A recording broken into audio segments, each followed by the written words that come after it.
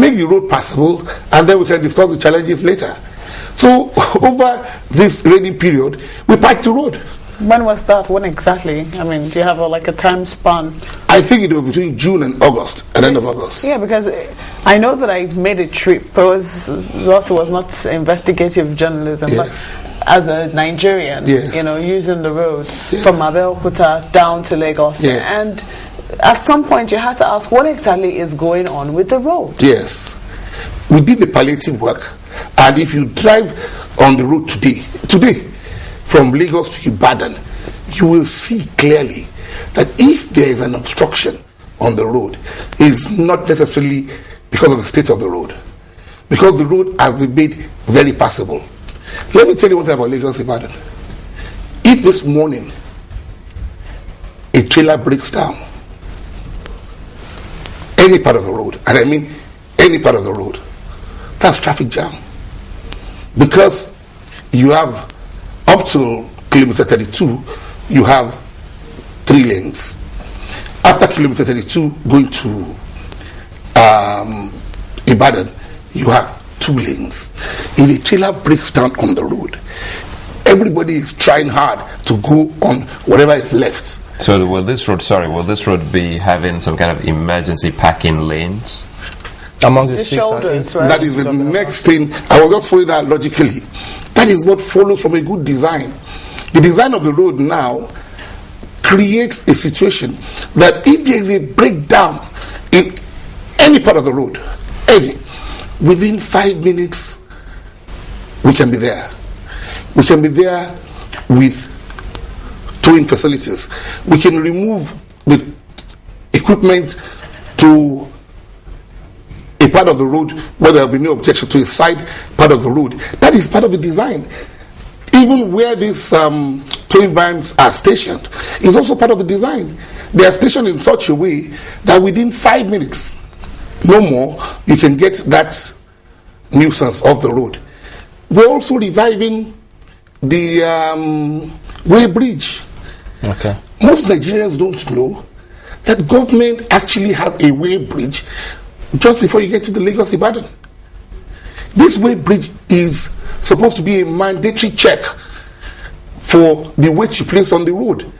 If a road is designed for 30-ton trucks and you are putting 60-ton trucks on the road, it will fail no matter how great the construction. So does this mean that if any trailer load heavier than stipulation will not be allowed to access It will be stopped and made to dislodge. And before you go on the road, we will not allow you to exceed the capacity of the road. These are issues of discipline that we need to bring back to our system. Sorry, let me bring this in. What security concerns, I mean, now that we have this challenge on our hands, I mean, has anybody come to you to suggest that, well, would there be need for maybe not necessarily scanners, as it were, just to check to ensure that safety of lives and property? Exactly. Okay, let's take it one by one. Every security issue is defined by the circumstance. Now, if you have a major federal building or state building on the road, maybe you need to check vehicles that are going that way. If it's just a trip from Lagos to Ibadan, I don't think a major security concern is whether anybody will be carrying dangerous equipment on that road. But we have a Waybridge to say cannot exceed your weight. Okay. And we have every other thing to check that you are complying. And we're going to lit up the road. We're going to lit up the road. Okay. I was going to ask, from Lagos to kilometer 32, I think you were the ones that expanded it. You made it 3 lanes. Under what agreement was that done then? Okay. We were not the ones that did it. It was a government contract to RCC. RCC built it to kilometer 32. So was that sometime in 2008? No, long before now, before the road was concessioned out. And it may interest you. According to the program of work I've seen, and I am not an engineer, I subject to what the experts say, one of the first things we're doing is completing kilometer 32 to Shagamu. because that again gives you the third lane you need badly to do construction. Because you must be able at various stages to close part of the road and still have 2 lanes to work with. So that's part of the strategic plan. Kilometer 32 to Shagamu will be commenced almost immediately. Tell us more about the roads with electronic traffic control as well as the information signs, because these days, even though for a tourist or someone who is new in any locality with the information signs, with these you can get to your destination. So is this road going to have information signs since we're in the modern day and time? You're bringing out a lot from me that I thought would be a big surprise to Nigerians. Yes, there is actually a signage department whose role is to put the necessary signs on the road at international standards. You come onto the road and you're actually told that on this road, this is what you have. We're even going a step further. Either in collaboration with a major radio station or our own radio station, which we intend to have for the road, you will get 24-hour news on the road. You'll be told as soon as you switch on that this is what is happening on the road at this time. If you have an alternative, please do X, Y, Z, or prepare your mind that it's normally a 1-hour road, but because there is a breakdown being dislodged in the next couple of minutes, it will now take 1 hour 10 minutes. You are going to be briefed. You are entitled to it about what you get on the road when you come in. Okay, so I want to tell you that you haven't seen any comparable road in Nigeria.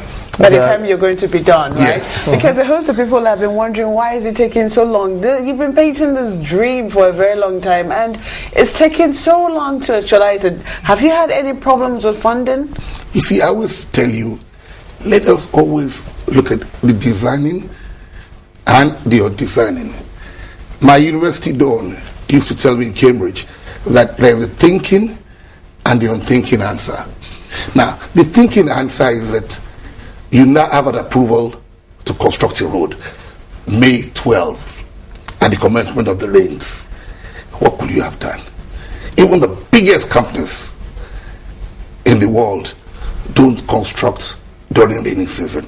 But because every Nigerian, I quote Pastor Adeboye, is a supervisor of Lagos-Ibadan, we were expected to be digging and constructing during the rains, something that will have failed ultimately. Funding. Not for 1 second have we had an issue with funding. Not for 1 second have we had an issue with funding of the road. The road is a simple project. From day one, we went to the grantor and said, we're building this road as a consortium. Now, our consortium is probably the strongest you can ever put together. In our consortium today, you have Group 5, which is probably the biggest construction company in South Africa. In our consortium today, you have Rand Bank, which is part of the first Rand Group, the second largest bank in Africa. I think we saw that in the paper now, when you got the partnership of Rand Bank. That is it. All you have to do, let all the sides comply with their own side. But the rumor of funding had been in the air, had been right way before that. I always avoid rumor because it's a time-consuming work responding to rumor. I was told very early that you have to elect what you want to be in life. Do you want to be a player or a spectator? A player must continue to play. He'll be distracted. He'll be attacked. He will be vilified. He must achieve the goal. A spectator is the audience. He sees you this time, he gives you a good round of applause. The next minute, he boos you. Don't let him distract you, because he's not part of the game plan. We never had any issue with funding on Lagos-Ibadan for as long as all stakeholders. What about agreements with the federal government? For all stakeholders comply with their own side. You see, again, I told you again, I always go back to it. The thinking, the unthinking, the designing, and the undesigning. This is the first interstate road in Nigeria under PPP. First, Lekki concession is not interstate, it's intrastate, it's all within Lagos State. Now you've done an agreement with the federal government.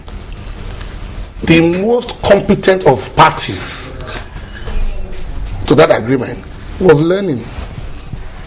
The most competent of the parties was learning. Now what happens in designing world is that you now go take all the experience from that learning process and take to the next process. But what you find in those who don't want Nigeria to develop will be cancel it. If you cancel it, you lose all the lessons. You lose all what you should have learned, and you send serious investors running. Okay. Are you, there's a question coming through for you here saying, will your men be working at night to reduce traffic other than just working in the daytime? You see, it's an integral package. There will be night work, but there will be night work to the extent that is necessary. Okay. Because there are also things you can't do at night, because we don't have a situation where you have a full light from beginning to the end. So, but there will be night work. Anything that will advance the convenience of Nigerians, we will do. And let's also say here, as a chairman, I'm not chief executive, I'm not even the owner, I'm just the leader of a team. If any Nigerian has a positive suggestion of how we can do it right, we are willing recipients of that information. And they can reach you either way? They can reach me. They can reach me. They can reach the team. Once we start construction, there will be labels all over the road on how you can reach the team to give them information. So a quick one, when are we likely to see this dream, all this painting we've done? So how can we actualize it, get to drive and see all those beautiful things? Program of works is being finalized. Construction works based on the commitment to Nigerians and to the federal government and to the Minister of Works commences end of this month. Now we're doing that because we made a commitment and we must deliver. Do you know why I said that?